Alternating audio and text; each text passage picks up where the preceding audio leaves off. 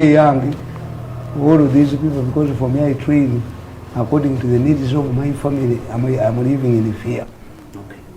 Akati magamba bolize babadde babaganishijja kujja. If I was an ordinary Muganda, I would be seated in the tent in Masaka. But you can't feel it too. Next Sunday na feel. What if it is a routine? Does it mean that I will deny my followers? Is it dead? I'm not dead. Jesus yagamba nti abafumu zike bafuna abasiramu bo bazikira wencha ne bakola. My father, biological father, asked me if I die today, and if you have a newspaper, yes, will it stop? I said it cannot stop. What? I cannot lose it twice. Go food atende amawulira ngano okufuluma njavu wale. Kwe kufiira emirundi ebiri. Sizala wange yafudde. Bana baganda bomulembe ko bagamba tata wange anzalira omukyala. Akati oba yagala okutegeera ya mama wa Junior tata we yafudde. Abakwatako nnyo. Nnyo.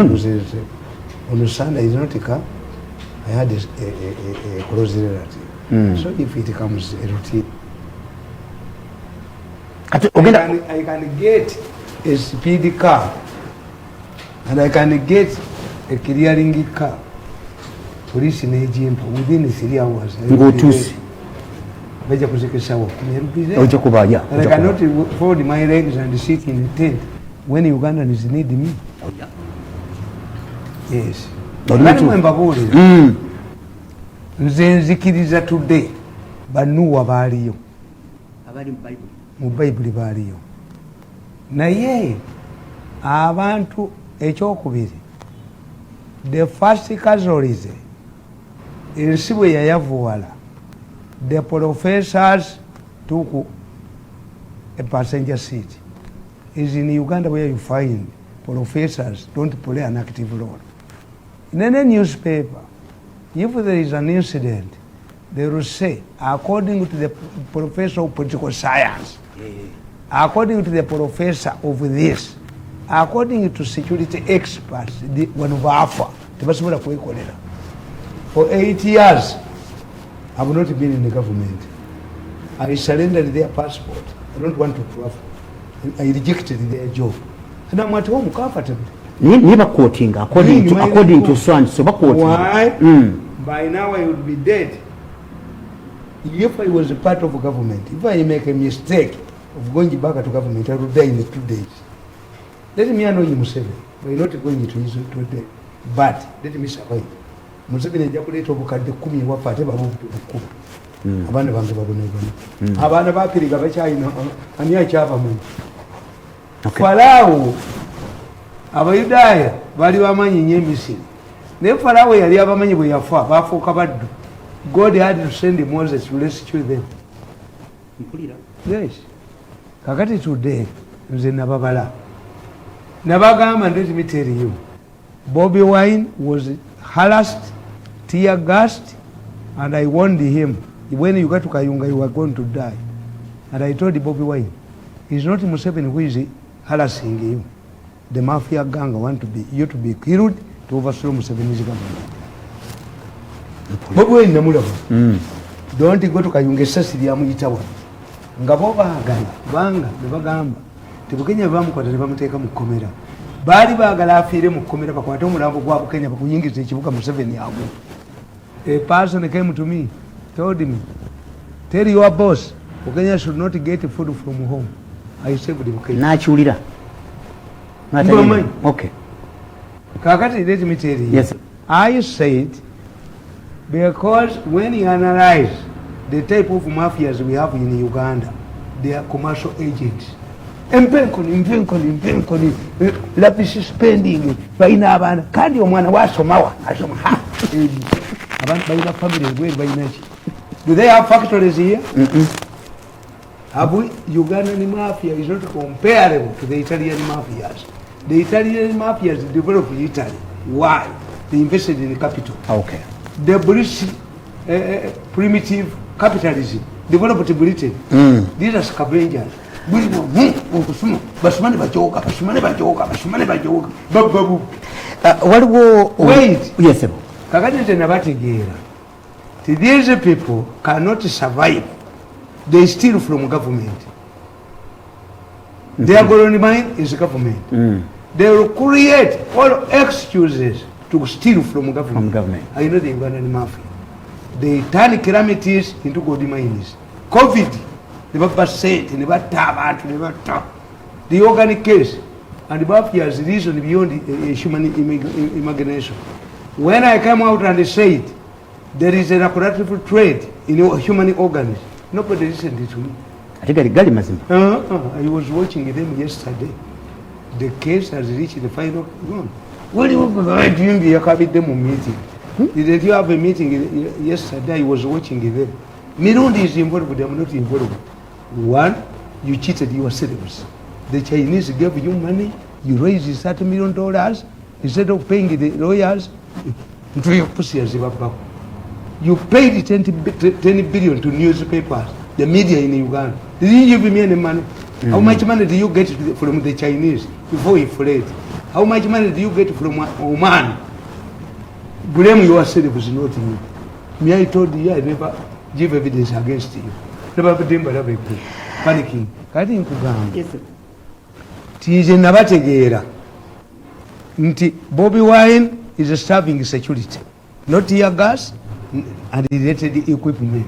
Tebayinza kukkiriza ne baleeta ebijambia Museveni n'abakwata ne batta abaana akasajja kabukedde kakulu singa mukakwata ne ziri baggwa kamanya abatemu ba ne twagala kabeerewo ffe tuli kayoola mu gavumenti yaffe wiikeeno yennyini nkunyonyola totegeera nti myai knew these people Bobi Wine prayed them good to starve security. Tewali tear gas ne baleeta beesiine mu kuba ne gurupu ye red card. How can you give a person a player red card after the match? The people who can give a president of Uganda red card are the voters. Babesiye nengala biye nadduka kakati what they have done is cause this. The only statement, a factual statement I've heard from the Uganda police is to say that these are local terrorists. These are commercial terrorists. Yes. Do you know what they want? Me, two weeks ago, I returned my government vehicle to State House. Lwaki? 2 weeks ago, I impounded all my taxi vehicles. 2 weeks ago, yes, I impounded all my private cars. I'm moving in hired vehicles because I knew wali omanyi kigenda kuyamba Uganda transport. After having been denied revenue from Bobi Wine, because government pays a lot of money on security. Museveni operates like a human body. A human body, blood goes where it is needed. Aba security babe staffed. Kino ekya bus kyoliko nti baatakinze transport sector. Najimanya. Ask them. I sent their vehicle, a government vehicle, 2 weeks ago, back to State House, and I told them what I want. I'm scouting from my security allies a military driver. Why did I do it? My car was supposed to be the first one being targeted. What to about police? I have Miso. Mbabazi told it to Mwebazi. That man has a wide network and he dwarfs all the security organs. Ask them whether 2 weeks ago I did not return your vehicle. And I insisted I'm scouting for a security, a soldier driver. And I alerted my allies in the security for military police driver. 2 weeks ago, I impounded all my taxis. 2 weeks ago, I started moving in private cars. Even the one that has brought me is a private car. All my private vehicles, including taxis, I impounded. I impounded them 2 times. Why? I know how these people behave. If you want to study this mafia, study the volcano. For us who know that the volcano is about to explode, because I've told you, Bobby Wine denied them money from security. There's not powering of tear gas and related equipment. I think the right police is out of action. But why? And two, the argument is, if you people believe that Sewanyana and this man are behind the terrorism, let the terrorism continue. Kino kyebagamba police kyegamba nti nno tebasobola kuliikinga kyabadde Komambogo ne IC kikwataganira wanati. I did criminality. Certain causes I'm doing them myself. When such an incident occurs in Europe, what happens? One, you study the debris. We have two things. Holomarks. Al-Qaeda has its holomarks. Al-Shabaab has its holomarks. Okay. And the local mafia has its holomarks. What are the holomarks? I told you. Every mother in Uganda has 4 characteristics. A woman must be involved. Okay. A border is involved. The movement. Why? A border is escape. Okay. But the borders are they get 4 borders, change the parts at one. Kawanda. Bakwata boda satu bazijjamu ne bokwata emu tosobola kuzuula eri ndala. 3, normally on Friday, normally when there is a presidential address, they strike. They choose them of being pigs because they want Museveni to comment on them. Ask any opposition leader. Bwabera omunabi abufuza opposition ajja kugamba I benefit more if Museveni talks about me. Reverse psychology. Let Museveni go to a constituency and castigate and blast the opposition. He will win. Oyo yamunyiga ke kayinja mu ngatto. They provoke Museveni to talk about to them. That's why they strike before he is going to address. Bamanya nti agenda kwogera. Buli lwagenda okwogera nti yavaayo n'agamba oyo omusajja yali yambaye ebyayero yani. National address, this when we talked about him. By the time he came to talk about the budget, the man was dead. We study hallmarks. Al-Qaeda is headed by highly intelligent people. Al-Qaeda cannot plant a bomb in a bar in a Christian dominated country like ours. It will backlash on the Muslims. Al-Qaeda can kill an Islamic kirariki, but it cannot attack a focal joint. They are highly educated. Al-Shabaab, the same. Al-Shabaab reacts. I can tell obusabwente obwomuso bwaki kuba mu hunter. Kakati this is and how the next person in intelligence criminality you study the scene of crime. 40% of evidence incriminating, exposing the person involved remains at the scene of crime.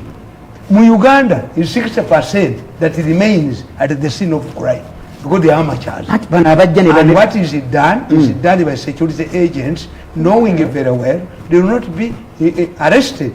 Abo bonna bwe mulaba mu bus abakubiddwa bomu babatta. Buli lwalaba balumbye petrol station oyo omuwala yabadde mu bbala waabwe baleka bamusse to conceal evidence. The dead, you trace the dead.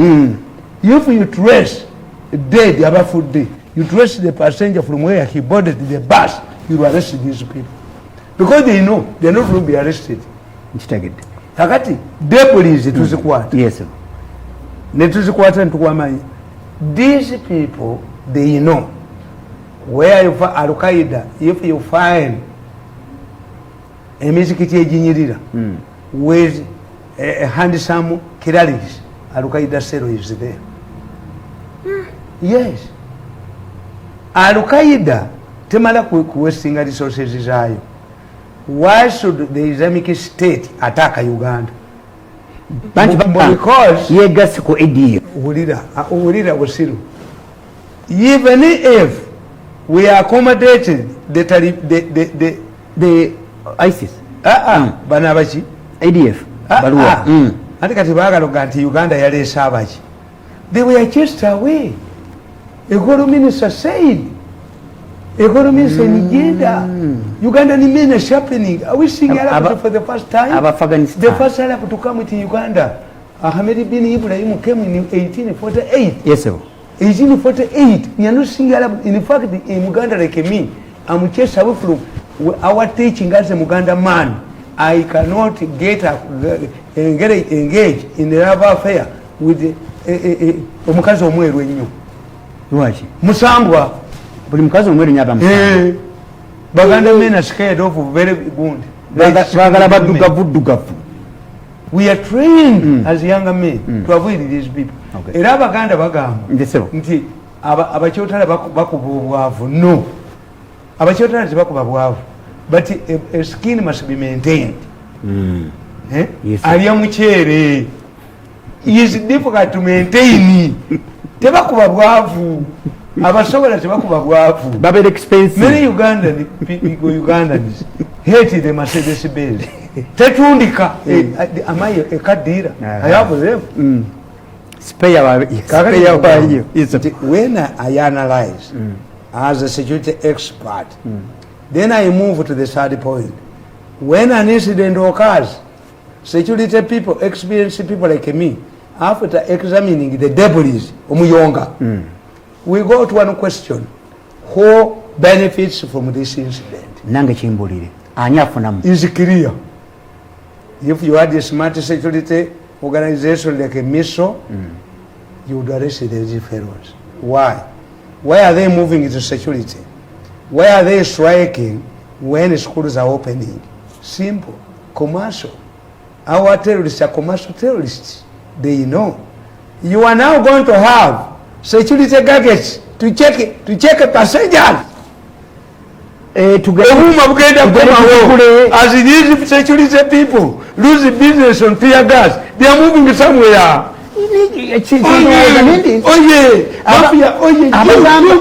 Abagamba nti nno works of ADF tekibaayo. ADF has a faction in Uganda which is hired. The people are killing these Ugandans, ADF, but they are paid for. The people who wanted to assassinate Nachovi came from an island. I was following them from an island. They brought to bazookas. This guy is the son. And I have recordings about them. Video and the audio. Commercial because when I analyze who benefits from this incident, one, they have targeted the transport. And we are going to open the schools. Yeah, true. Now what you are going to do, to check luggages, you need to security gadgets. Yeah, true. Two, you are going to get school fires. Better equip your fire brigade. Let all the schools buy fighting equipment.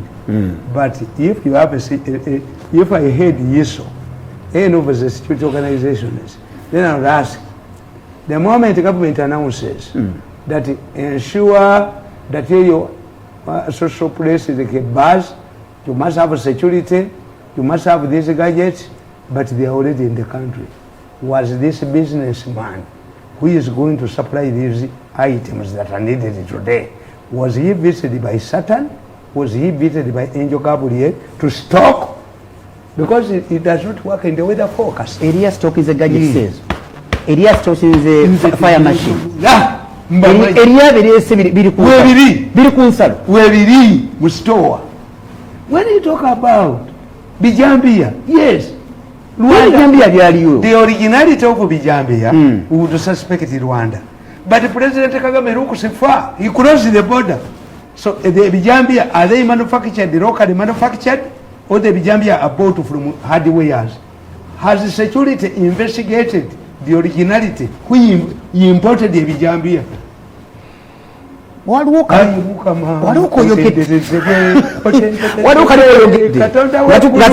mukama katonda Tamale mirundi when Kaira was assassinated they brought a sergeant from Scotland Yard. When Ouko was assassinated they brought a sergeant. No, M16 Scotland Yard does not force a corpse to talk. They just use the information I use as a twin expert. Kakati kino kigatta otya n'okwogera kwa president kuba ogambye nti no byabadde komambwa twabirabye byabadde empikitwabirabye kati obigatta otya n'okwogera kwa Let me tell you, I told you this volcano. Why is it that Chisaka in Kampala State Council and Nalweso have frustrated all efforts for taxi drivers to unite? Because in intelligence, we look for an abnormality. Any leader would like to make sure that the taxi drivers unite. But because the next target was in the transport, all the effort Kisaka and the Nareso have frustrated the efforts to unite the taxi drivers. And the next day, the taxi can Museveni swallow the bitter bit and arrest the Nareso. But they want them united. Bakoledde nnyo abakulu abo begatte. I want, even this man has been talking. This man has been talking. Driver, Namugoba. He disappeared on Friday, came back on Tuesday without knowing that that vehicle is on satellite. Okay. Mbadde nkusaba. Kati bannayuganda bakola batya tukole tukola nga twekuuma bya bomu tukole tutya what we forward ku nsonga eyo.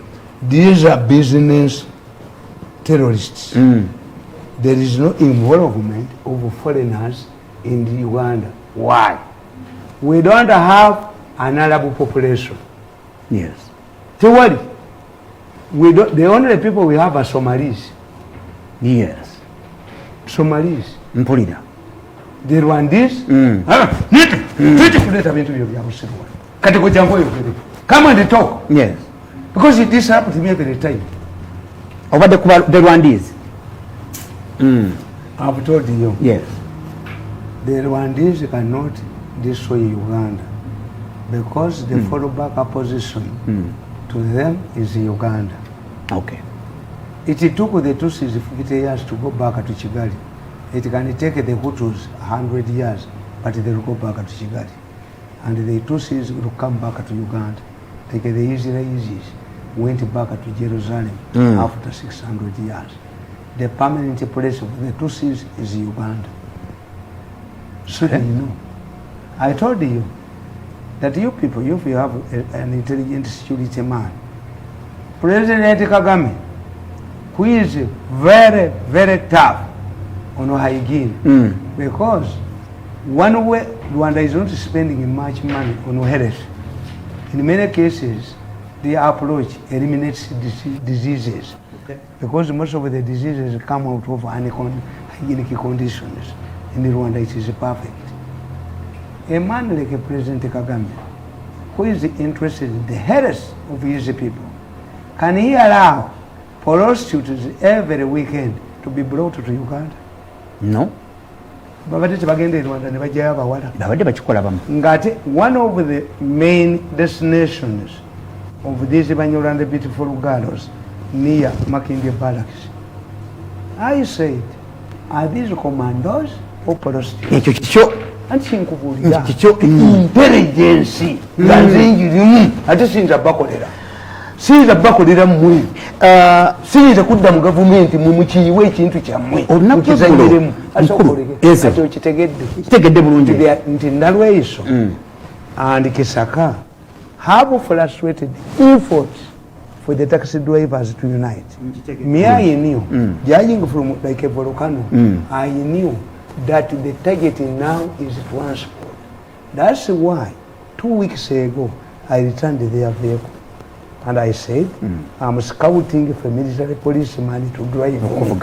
I impounded all my taxis. I impounded all my vehicles. I started hiring, which cannot be marked, which means I'm ahead.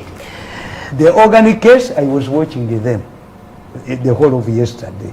Don't blame me. I offered you that I will never give evidence against you, but you are sitting on my money. Well, if you recover my shirt from a thief, do you sit on it? No. The president gave me money, somebody took it, has forced him to surrender, you are sitting on it. You attack, you recover, attack me.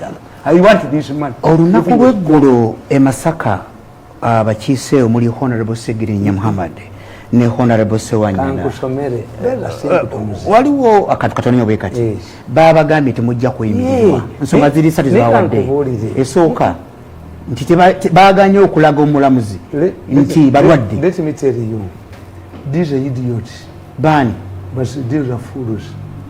I'm telling you that there is a struggle between the government. It tells you that these people are represented by a formidable force. All efforts are made to get them out. Why? And the government on the other side does not want to get them out. Why? This is a tug of war. It takes two to tumble. If the government allows these people to get their freedom, then it will encourage others.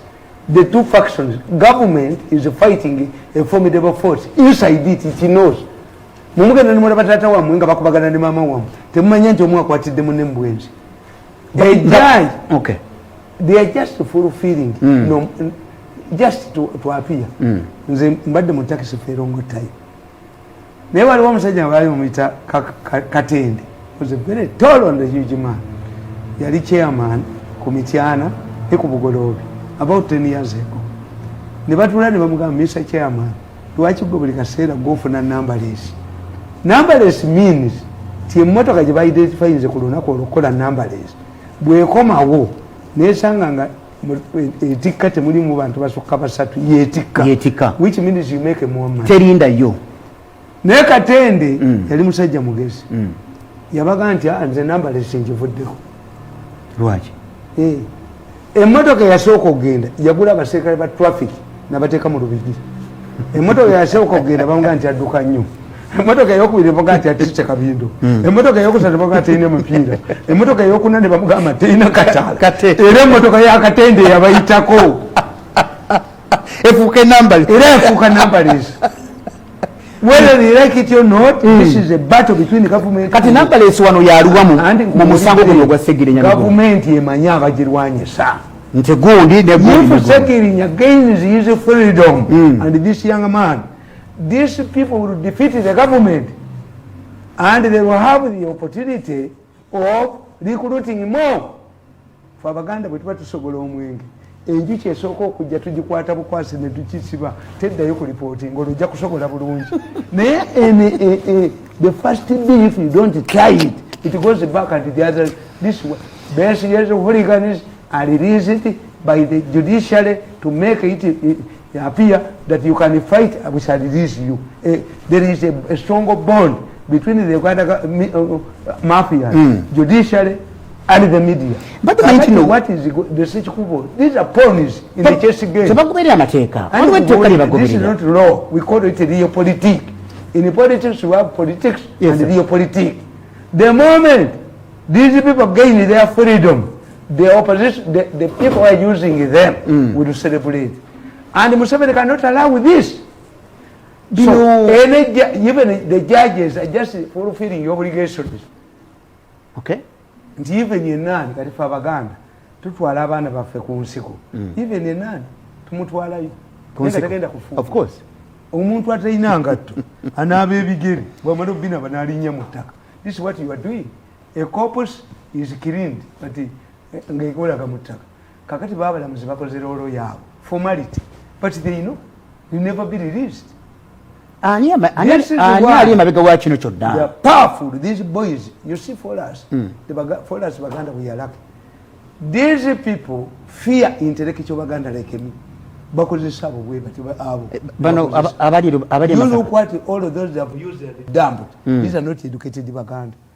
They use Segirinya kabuke tujja kakwata. Kono bya tuli kwata. Segirinya yalese motoka. Segirinya alese fire brigade. Segirinya alese bitanda. Segirinya alina land. Niya babiresi. And inflating you.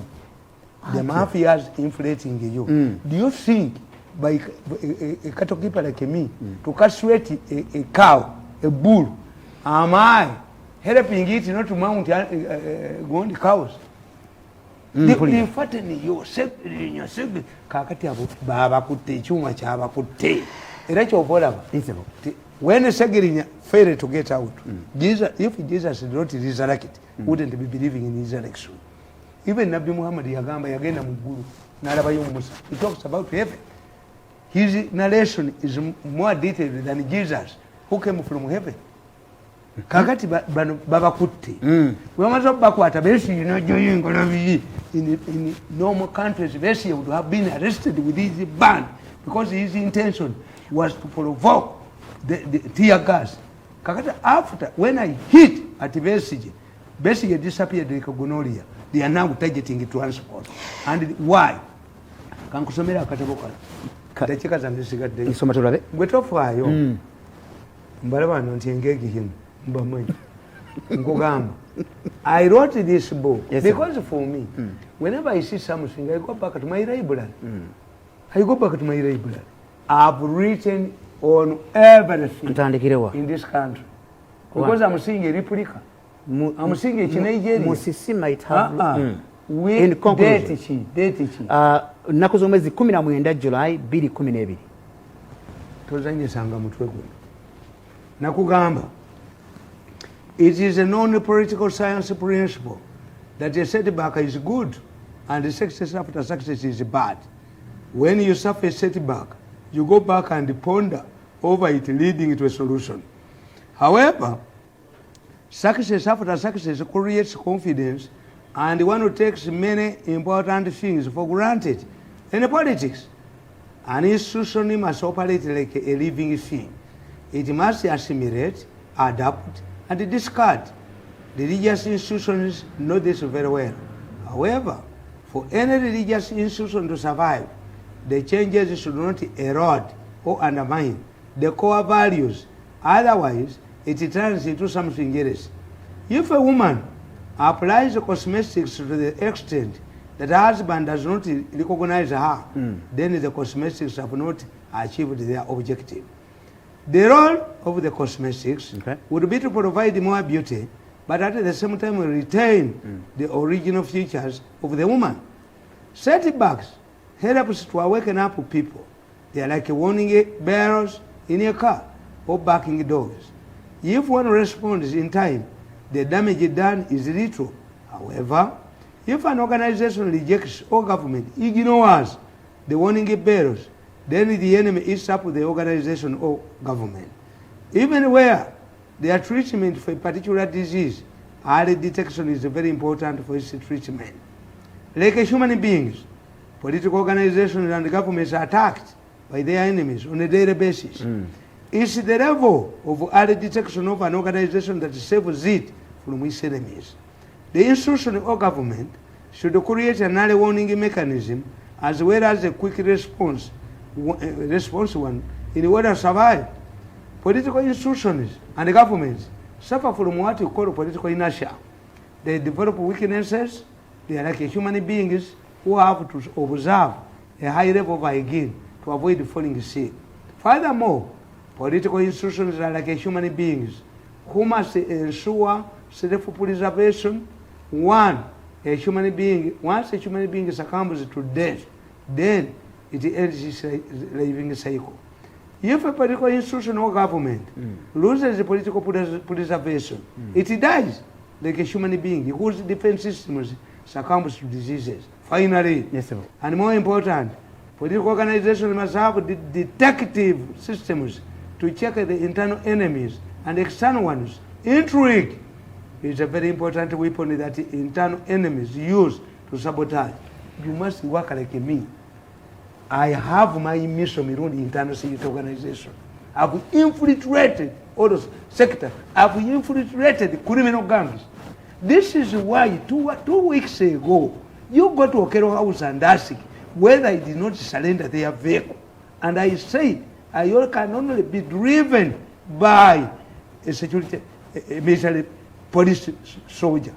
I even alerted my friends in the military police that I need a driver from military police, the people he trusts, or army. Is it not true that I impounded all of my taxi cars? Is it not true that I've been using private cars? You have. How can I, an individual, detect that the transport is going to be attacked when you saw and military that are funded, are pampered, have nothing to show? Kino ekya success to success kyosomyeko kikulu nnyo. Obadde ogamba government yefunye success to success oba abali mu security. The setbacks.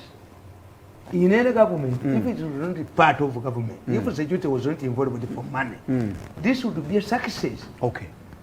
Nkufunye awo. Naye kakati bwe kye bagenda okukola nti enzige bwe zajja baatubuulira Lwamirama. One day Lwamirama had the audacity of telling us that government had incurred an outstanding debt of $3 million that must be cleared. And I was seeing Mukula somewhere panicking like a kid who has suffered from diarrhea. Ngakankana. Yes. Mukula. Yagenda nganali nyenye naganti kumiramba ekivudde Rwanda nanyogo. By the time we buried the Rwanda corpses, there was more than 500. Enyanja ejjudde emirambo Museveni because Museveni releases him after panic. Omukulu kakati nkubuulira n'enzige bwe zaali.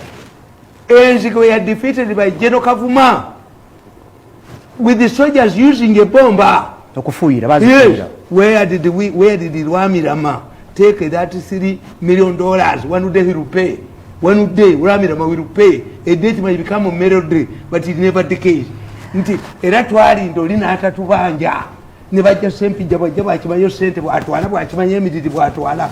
They sent a team to study enzige in Kenya. A team, whether they are green, whether they are yellow, whether they are red. They see COVID natta abantu ku oxygen n'abamalawo.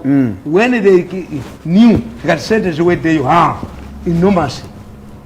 We know. Omanyi omusajja omu yali amanyi when we use abaganda bagamba nti gonde kigwange mumbwa nga yakimanyi. The man had mastered the way his woman plays the national anthem. Kati bwagenda mu loogi naye yali agenze kuwenda agenda okulya nga sitireewo eri mu lumu eddako yeewuwe eggono nga lyewuwe. Sajja kyava abaga nti open that door.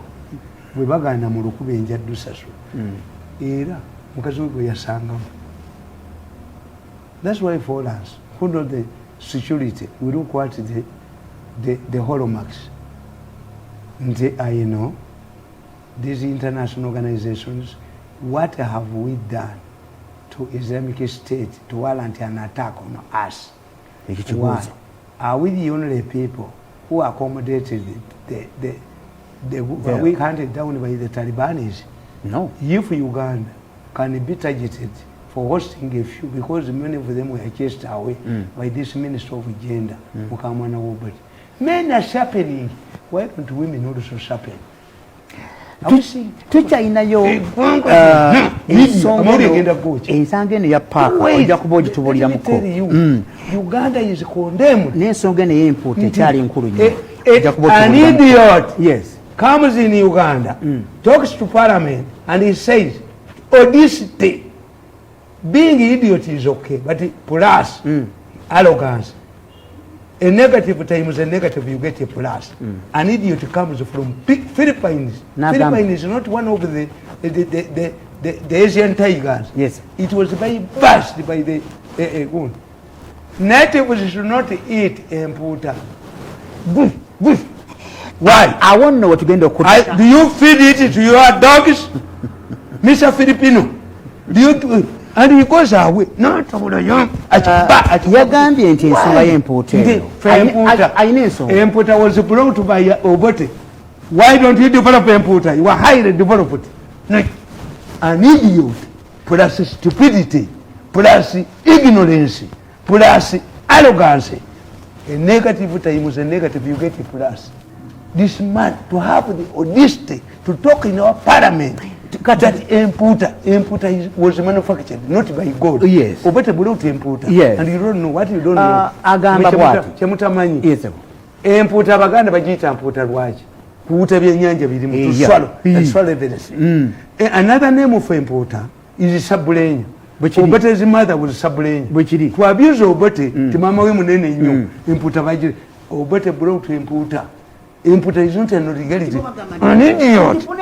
An idiot with a bullet. Enough in a person with a bullet must have wisdom. An idiot. Another guy. A thief. A conman. Why? Anti Nuni Bajiba. Nebatama Bobi Kunyanja. Never Baba Bubi. Hey, can you kill your wife? Can you Nemutesa Boyakola? Mutesa Labo Musaja, Murida, and Kaino Murunji. Namuyita mu lubiri namulemera nagenda mukoti mulira namwabira bakakabakata wabira mutesa nabinna mirembe kakati kyenkubuuza can we say that because milk comes from Nyankole, in order to have cheap milk the Nyankole should not drink their milk? That because cows farm a burden stupid Filipino who comes from a failed state gets the audacity in Uganda because we have banana state. Starve the natives. You would be hunted. You get another Muslim. A boa from South Africa. You get a boa from South Africa. They printed their leaders in MTA. None was a Ugandan. Is stealing money from raising money. And at the same time you are killing a national security fund. If National Security Fund invests money according to the demand, how can you tell them to where will they invest the money? A boa comes here and controls the state as if it's South Africa. Mr. MTN, we are not seeing a Mzungu for the first time. And Ugandans have never been impressed by a Mzungu. Why? All the time our political terms have gone through, we have never seen a Mzungu liberator, a Mzungu peacekeeper. In fact, Ugandans hate Bazungu. When you talk about foreign intervention, this is the problem of Wesi and Zimbabwe. Invoking foreigners. We used to see these foreigners running away during the time of political turmoil. What about Bobby Assos, who guided Idi Amin? Murderers. The British maintained an advanced British military training team alongside the North Korean commandos and the Tanzanian advancing team to train the British army that were killing people in the world.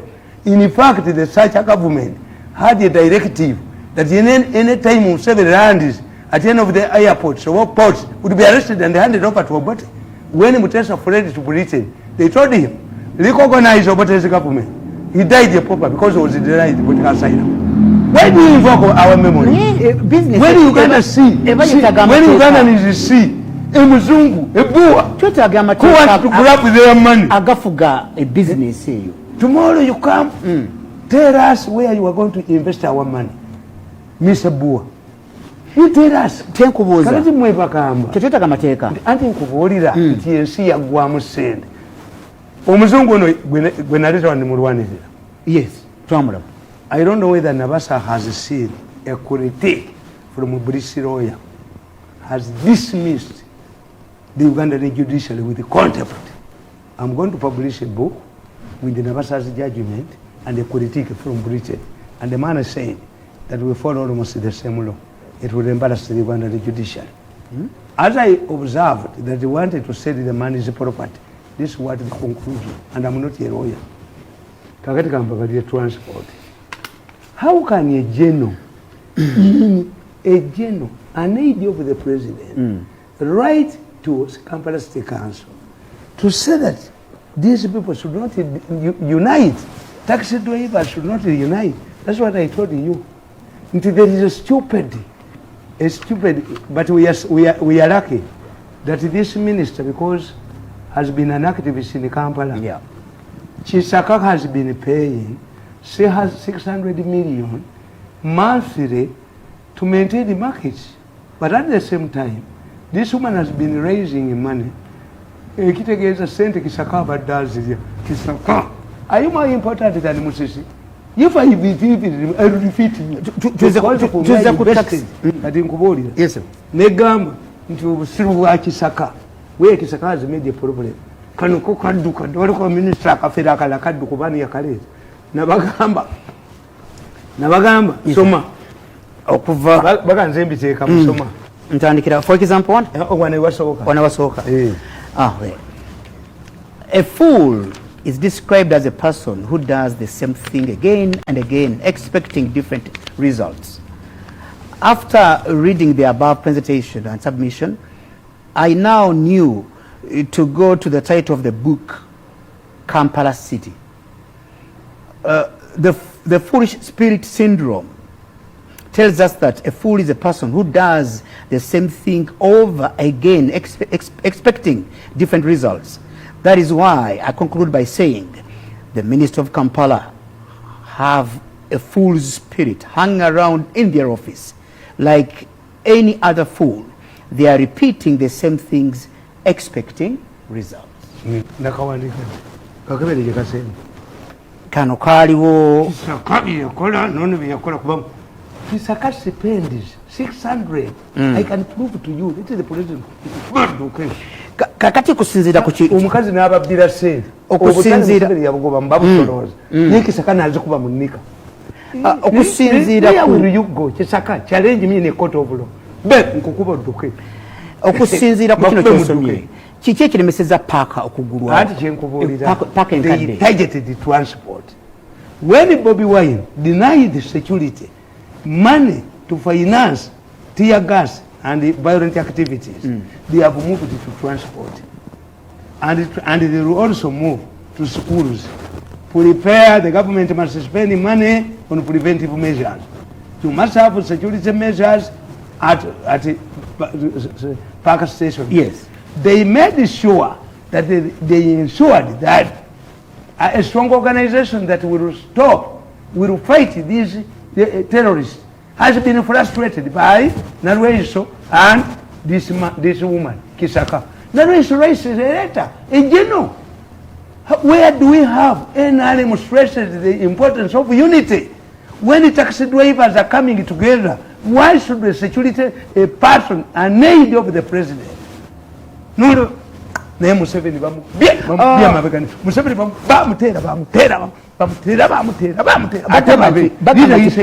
paaka eno kikyagimeseza ye toilet tenabakugwa ekyokubiri tenabakugwa bulungi toilet eno ekyokubiri tubane bakufuna bukulembeze mu paaka oba paaka eno empya. How can you say that you want your daughter to produce a grandson or daughter when he is married to an important man?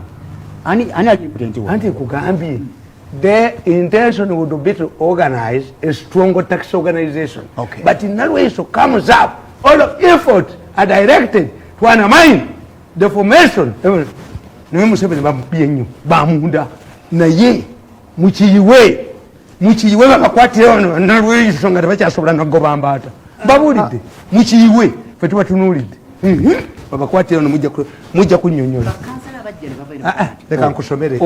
Kankusomere bya tax. Kana katabo nakawandika di. 19 July 2012. Katika kankusomere. The congestion of Kampala. The real intention was to grab Utoda money. If we wanted to decongest Kampala, we would have done what other countries have done. In Kenya, taxi drivers were given a 5-year grace period. The government imposed a ban on the importation of omnibuses. Kenya will not accept omnibuses in the next 5 years. Nobody, therefore, can import a minibus into the country, Kenya, for taxi business. Why didn't Musisi, all these people, Kisaka, Baba Nabalinzi, Mutuma, when some names resemble their owners, minibus into the country for business. The intention was not to decongest the city, but to grab Utoda money. I was invited to Nairobi. The taxi drive, the first 14 seaters, we are given a grace period of 5 years. As we talk today, there are no companies in Kenya. No. But here, you don't stop with the Oswani license border. PSV. How can a motorcycle have a PSV? Passenger service vehicle. Nimutombole Minister wa Transport nengalabiye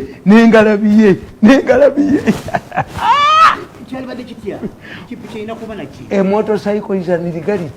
Tewalina uli muntu wakwata. Motorcycle has obligations if you did the transport. One, a motorcycle, any woman to sit on a motorcycle must be dressed in jeans. Yeah, true. A motorcycle must have light. True. All the time. One, to know that when a trailer man is driving, he must know that this is a moving, a motorized. Kuba kisaka.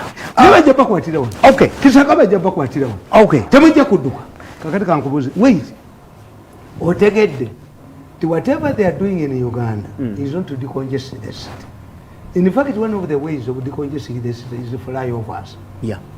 So if you are having to flyovers and the trains, then it means you are going to create more space. Obongo bwam nolabe nganga nolabe empuuta Museveni yasinza baminister abasiru mu Africa batekinika basabasiru and they have flattened all of efforts have been done to flatten the military kubanga abamaje wa the bank baganye kakati yuwa pipeline there is a big group climate change simanyi bani baganye pipeline wa the bank. This is what exactly they did when we are having a new dam. I will read you next time. Era bamaliba wa sente baba we dine gwanga we are going to have to be the sick man of his son. Ensonga ya transport. Wait. This means what they did in 2014 is what exactly they are doing now. The Kisakas Gogam. This means that no importation, according to the Kenyan directive, nobody could import a Kamunye for tax business 5 years. They will lead to cannibalization and you cannot bring it. They will disappear in 5 years. Okay. This means, according to the Kenyans, who wanted to decongest, when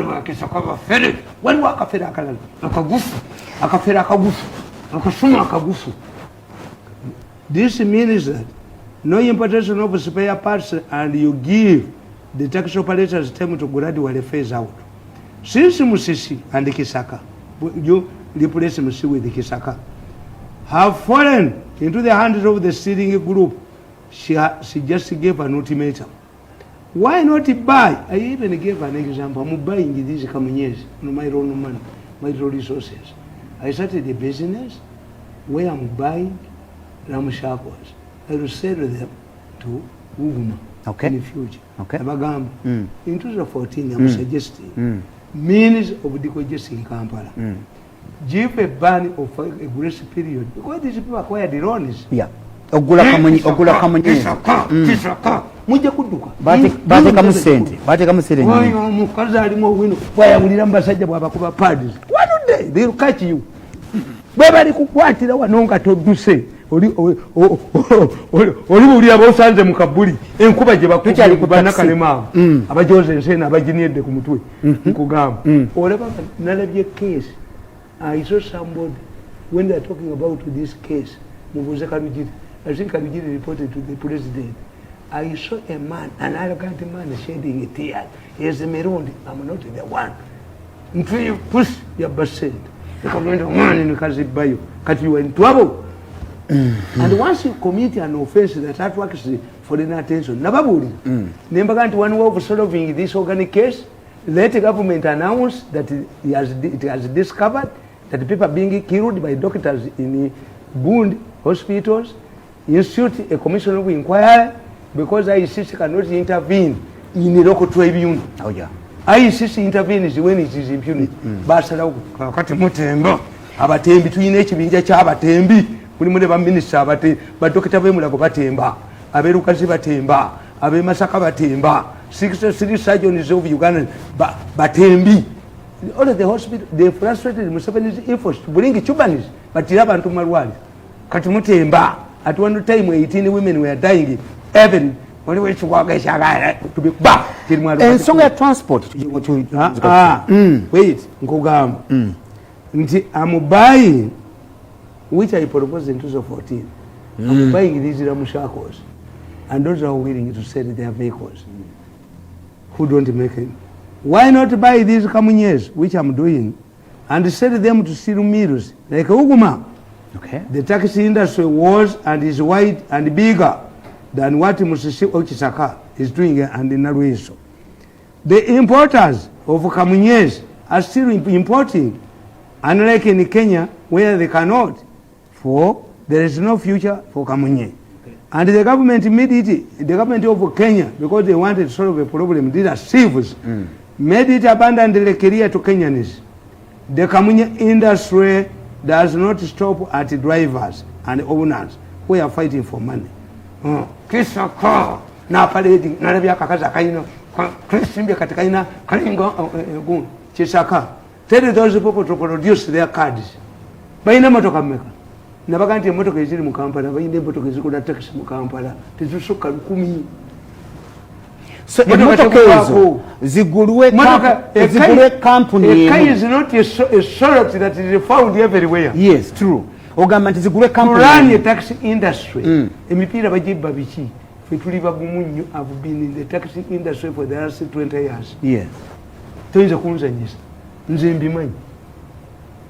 UTC yagwa we came in. Tumujja kutuba. Nalwiso ojja kudduka.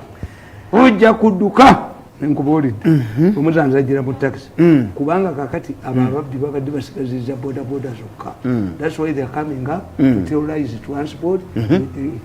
Kati abantu bagenda kutambula. Fuel tejja ku consumption ejja kugwa. That's what they do. Andi nkugamba. Yes sir. The Kamunya industry does not stop at the drivers as Kisaka wants us to believe, and in that way so. The owners, what about the owners? You call the taxi drivers is idiotic. If you meet 400 drivers, can you have drivers now transporting? No, it's about service those are you know to Sakabe Musinka and Tewari to jail Kadisa Motoka. Bakasimo to jail Kadisa Moto. Let us prove everybody should bring his vehicles in the car design. Tebaina motoka zamu kamu. Baba take over taste. How can you taxi driver no una? Ngemotoka igula milioni 8 nakuba mayinje motoka. Do you think it is easy? Tugenda kwa tumula mukatono munafalaba. Tuchali mukuru Tamale mirundi ayonyedera tumula katono tukomawo watali wensonga. Ekwata ku misango gibekolomba. Ensonga ekwata ku Sudani. Bave mu taxi abantu bano. Butukomawo.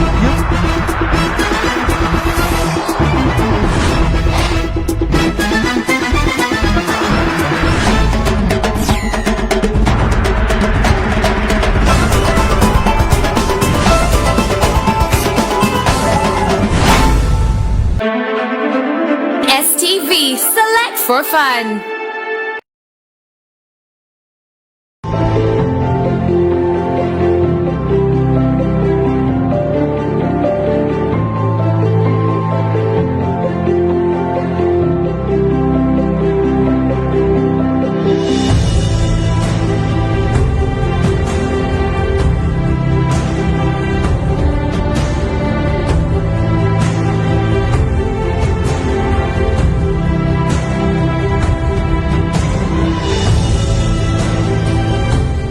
Vaccinated today so we can get closer to the normal way of life.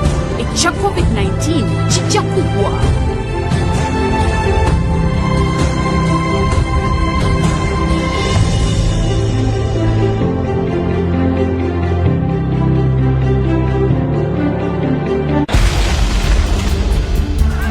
Gwanga ku gwanga ebyafaayo obulumbagano si ku nsi ekkubaane ebyaliwo abaali ab'amaanyi nsi kyesinga amaanyi ani asinga obuyinza biki ebyayogerwa kyekizungirizi ku STV. STV, select for fun.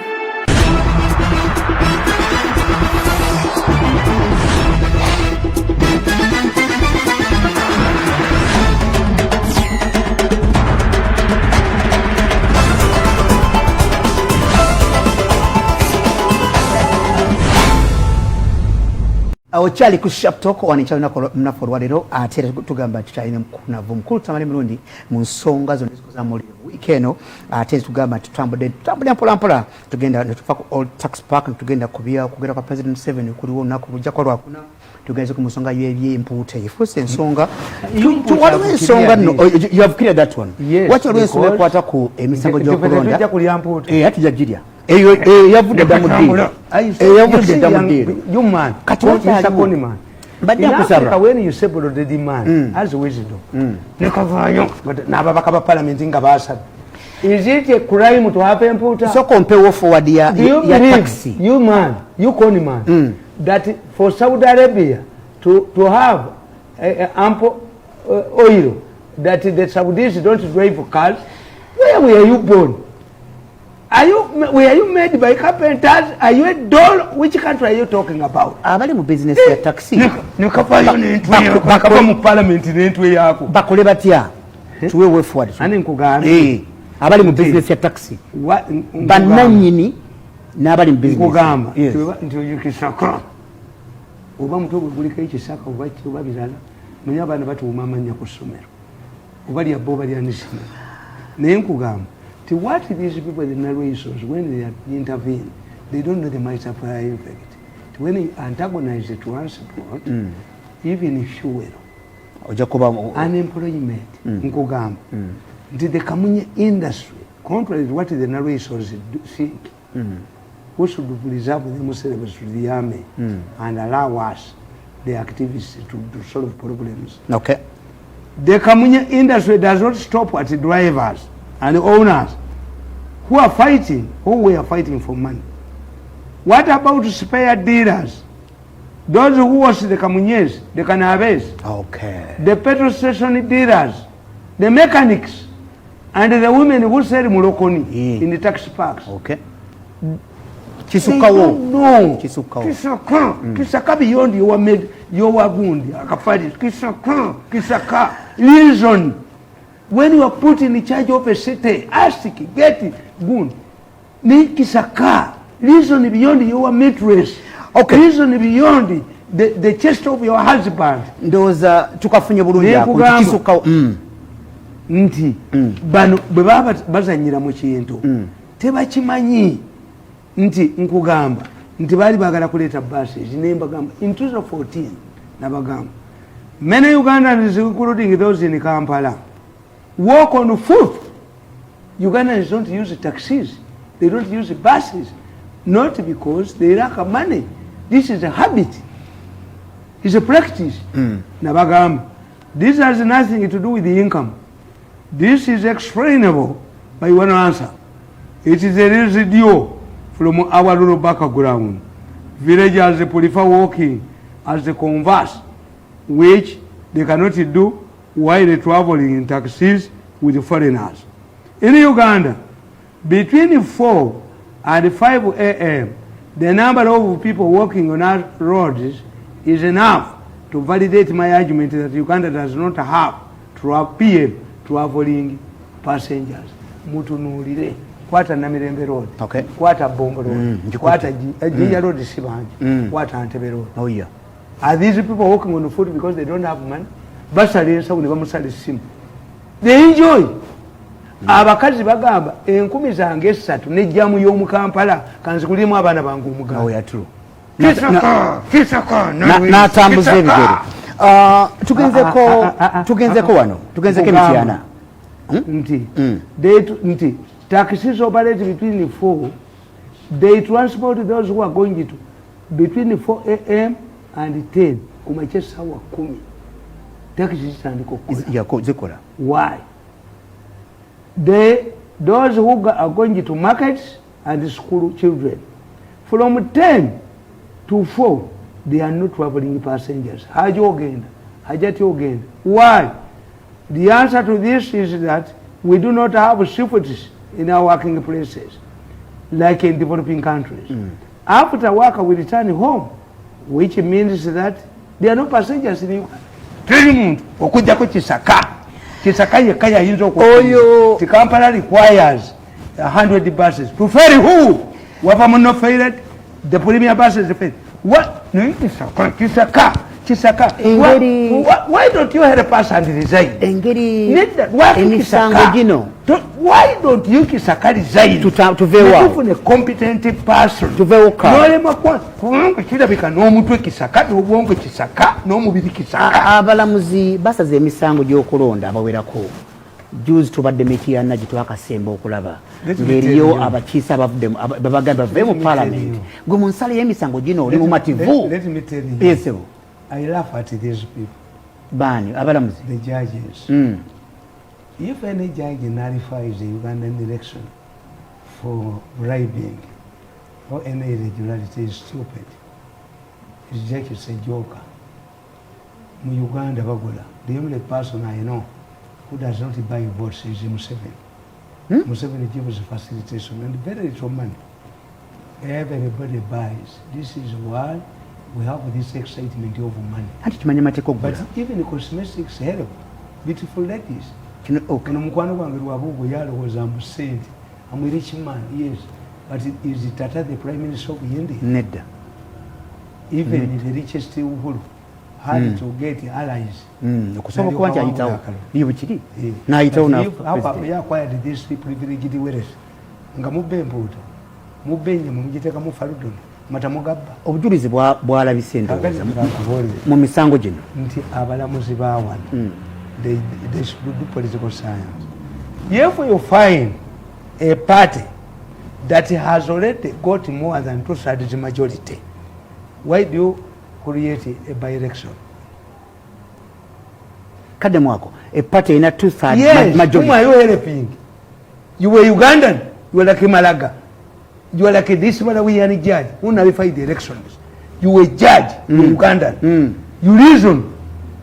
Nti ina majority 2/3. Already NRM has acquired 2/3 majority. Okay. Whom are you helping to consolidate the democracy? No loving, no loving. Bagoberera bujulizi. Mukulu Tamale. Ababalamuzi bakubira masimu. Bujulizi. Yes, let me tell you. NRM cannot win a by-election.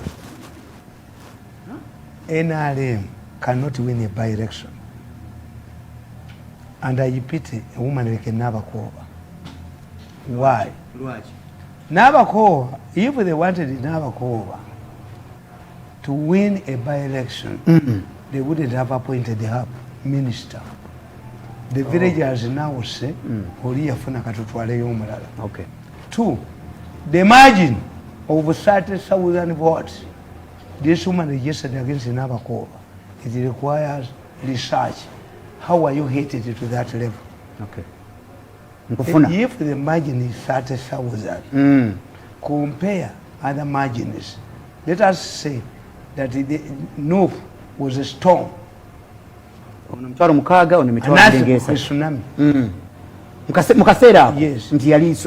You compare. 3, NRM, in the political science, they tell us that opposition parties fear by-elections. Why? For 2 reasons. The government, because it controls the electoral commission, gets the date of election earlier than anybody. Mumbaga, omukazi yayogera olunaku lw'embaga lwalibeera nga ali fit. Okay.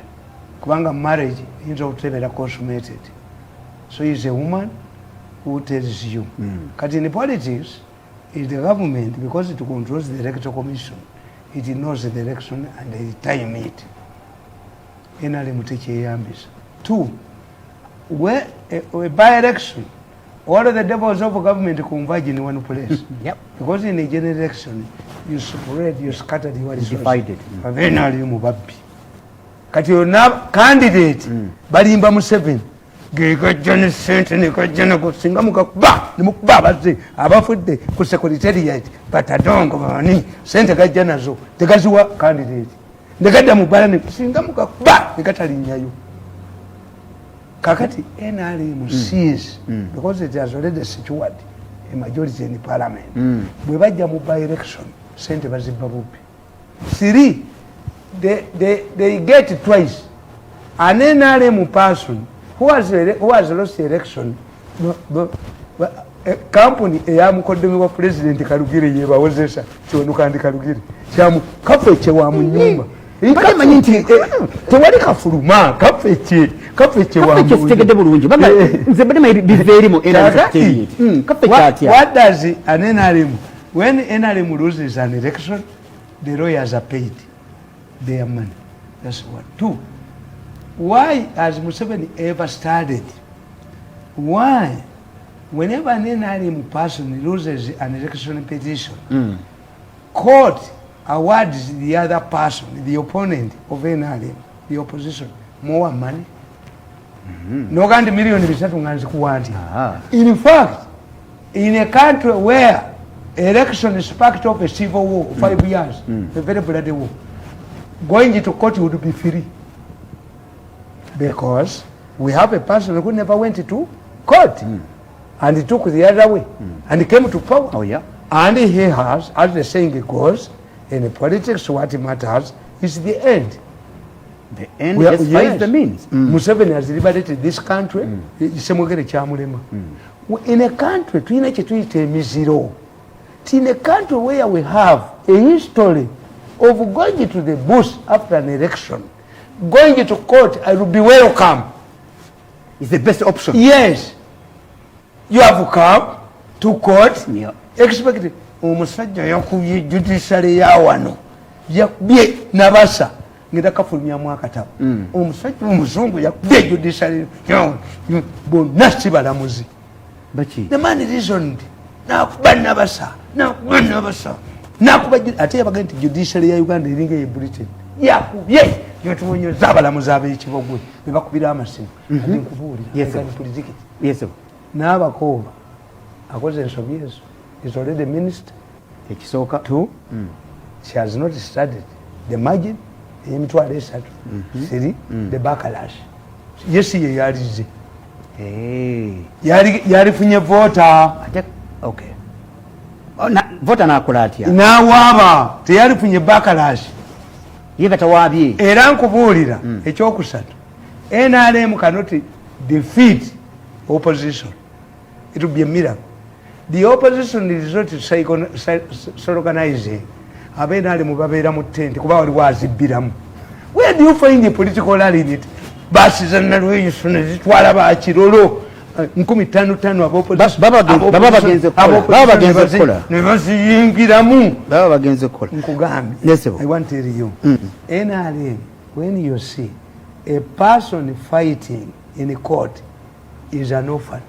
Gajja kubba sente kati ojja kulaba Tadongo ng'atutenga labiye kati Tadongo n'amakuti yage omanyi Tadongo bamubbako sente malaya yamubba sente ate banne be bazikima. That's why me I cannot go back to government. I'm feeling comfortable because after vomiting what I've vomited, I expect telephone emoji. What have you vomited? Tamale. What have you vomited? Me, I'm under one person. Moja peke yake, raisi ya Uganda. Moja peke yake. Once you vomit, you go home. What did you vomit? Who are you? No, I think it's logo now. Yes. I have even abused your obscenities. The new abusive words which I've calculated. When I can accept a phone from one person. American man. The president. Raisi ya Uganda. Hakuna mwingine. Who are you? But you want me Samiru. Yes, wrong number. Ninga go. I'm hearing. Yes. Double zero. We have business. Why? Who business paper controls the tune. Can anybody?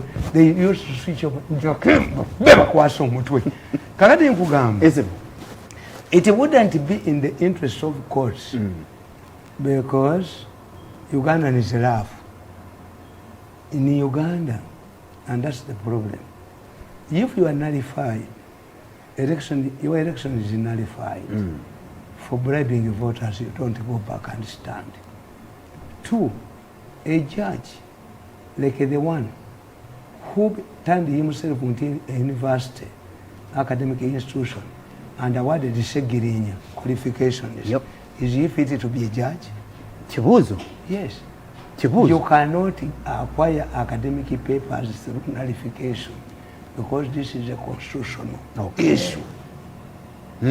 It's no way out. Segirinya cannot go to parliament without academic papers because Chidandala failed. What if Chibangala? Do you hear Chidandala was bribed? They're going to Sebagala. You will see Chidandala with a job. That's why me. I chase these fools. Bwegenda kusonga eyo omulamuzi yawumula Kanyahamba onakulegulu yalabiseeko ng'agenze kutwalira musango mu kkooti ey'amateeka ng'agamba nti nno tayagala nsonga ya beyiro eyogerweko mu parliament. But Museveni has been defeating Kanyahamba. Naye yamuwaabidde. Kanyahamba abuses the judges. You take a easy case to foreign judges. Kanyahamba said that the judges are wanting. So I don't expect Kanyahamba. You see, Kanyahamba is an old man. Yes. And to keep his brain alive, he must be active. Omukadinamenya ku kisogasoga n'abazungu talina point ya raising alemese parliament eno kugera ku nsonga ya beyiro ng'agenda mu kkooti eyawaggulu. Kanyahamba is the man behind. Kanyahamba was 80% of the parliament in Uganda is attributed constitution was made by Kanyahamba. 80%. 80%. Kanyahamba at one time he boasted, I've perished through all countries' constitutions except one for North Korea, and it's because with their native language. Ours is the finest. Okay. Charwanirira ki? And nedda ne emukuba bigu. Itia. Museveni Kanyahamba gende wa Museveni namugamba musikeriyo. Oyagala akuteremu ki mu constitution. Museveni namukanteremu ki.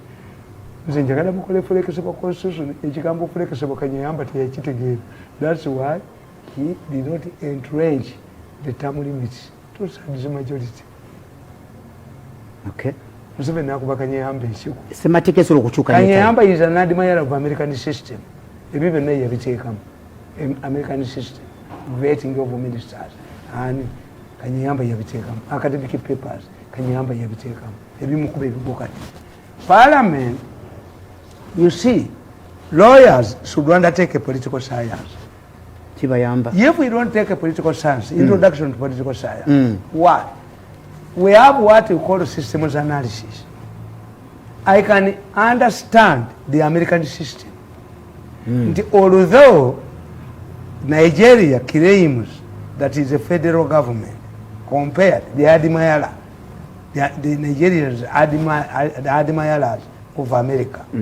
The federal government in Washington, the federal government in Abuja, the Senate, the Congress, the what? Okay. But quasi, what drives the American system? What is that? Nti ono omukazi Perus yakwata speech ya gun Trump nagiuza and is back. Fe twakujjemu ddo obwesi. Okay. Use ya Museveni oba ofulumu. So for us, we know what drives, we call it systems analysis. Okay. What drives the system? No gitegeera no bali cheche because many of those people are not political scientists. Kanyahamba is not a political scientist. But he's a lawyer. Kanyahamba full professor. Believe that the presidency was causing the trouble in Uganda. Nagamba, let us tame the presidency. Let the parliament be independent and run its affairs. Oh, yes. 2, let's also make sure that we undermine, we reduce the powers of the president. Museveni does not have much powers. The president of the United States has much powers. Although Museveni is called a dictator by those Americans and Europeans because they don't know. In America, we have what we call a recess appointment. If the president of the United States appoints somebody and is ejected by Congress, true. 2, we have what we call the political decision doctrine in America. The president of the United States has declared the one of Saddam Hussein. You don't argue. Museveni tabiyina. Nechiba. Anti onaita Kakati Museveni must give them money Yes. Nti married woman okumukuta nankabirwa mama nankabirwa yakuba nanuka bambu ba yagenda natekako ebipande bye right mbw agenda kuba prime minister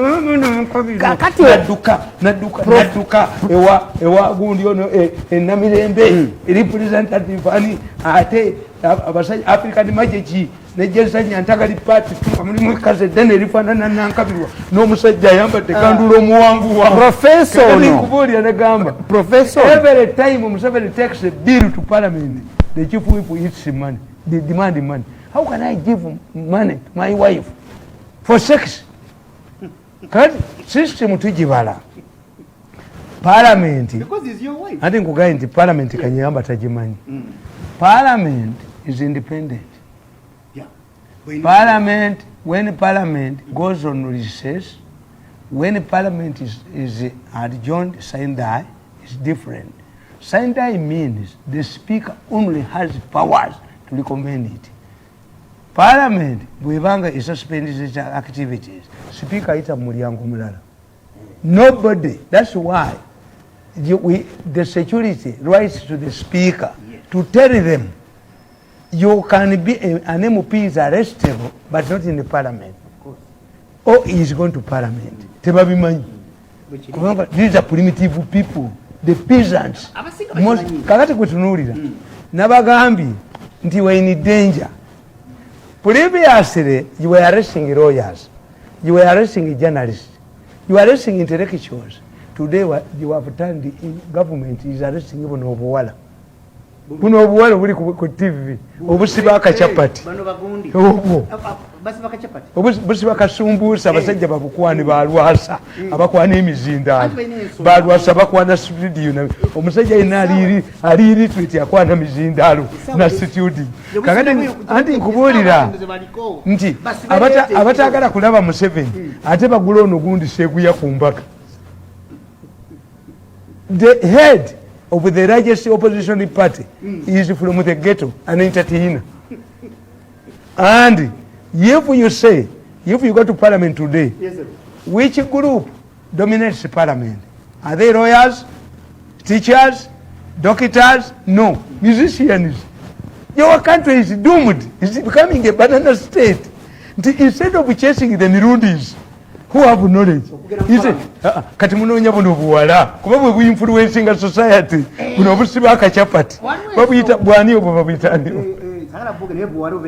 obu kati mukwatani abantu ne bakuga nti we are bizonto omusajja aga nti azimu nini azimu ulira omusajja ali mu mmotoka ye yali agenze wa mukazi w'omuto ow'ebbali n'akwata engoye ze n'ateeka mu mazzi asoleyo kati omusajja agenda okuva mu buliri ng'engoye ze batadde mazzi nankubira essimu nangambisa mirundi ya muddenja nti omukazi addidde engoye zange azinyize mazzi n'andaweya nimugamba motoka ebisumuluzo biina nti vuga ng'oli bwereere n'avuga ng'ali bwereere atuuka ku road block neyebamba bwati ku road block y'abaserikale wenani mimi azimu onaenda wapi ninaenda Ntebe kwa hospitali abaserikale badduka emisinde naye omusajja nakuga nti nze bizonto nti omusajja director wa saidi DPP nawayo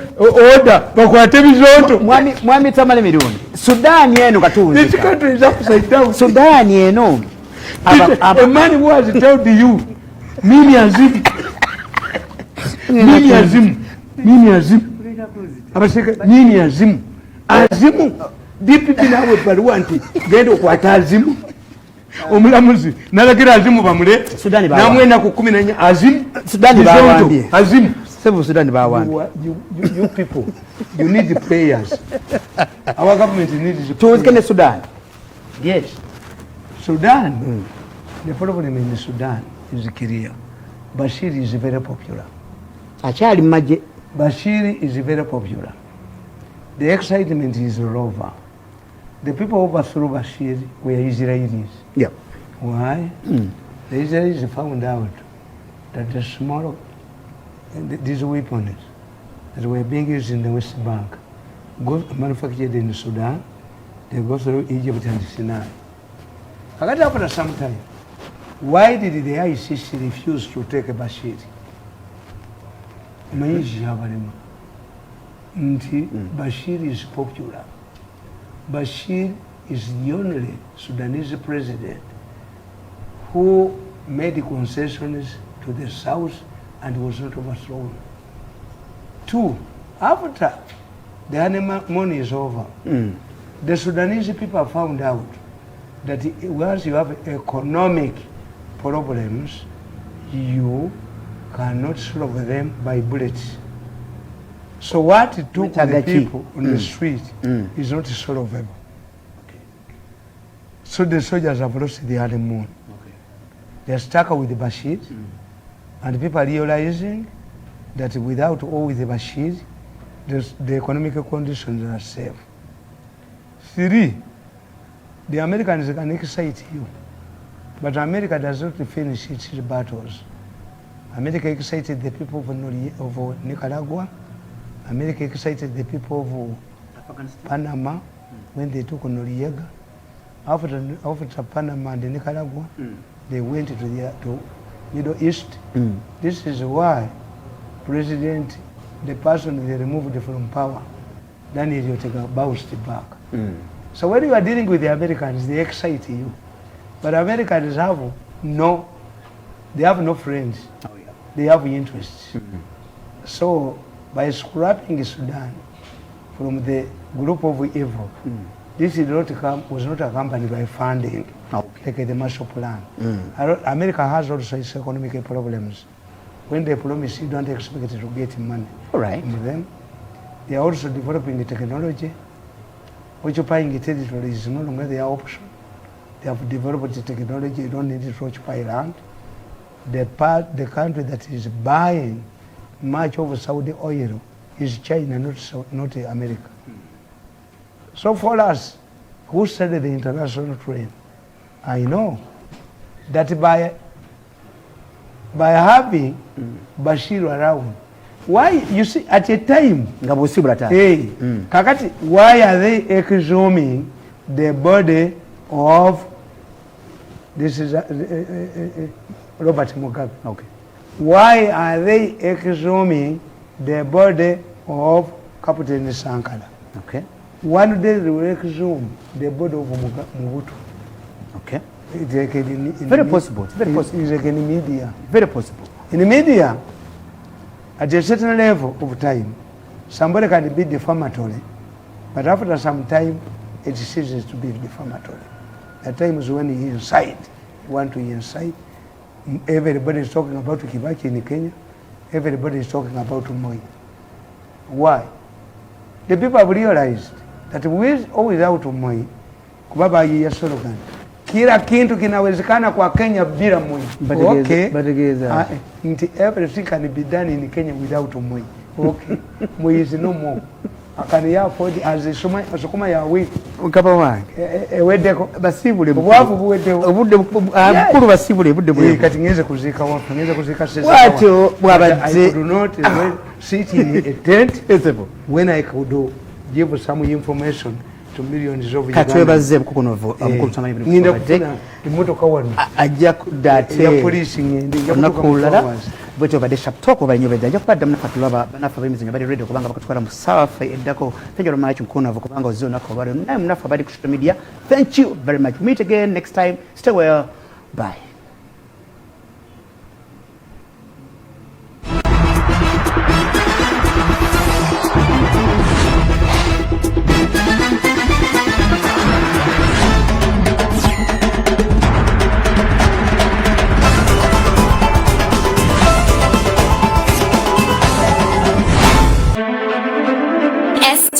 Select for fun.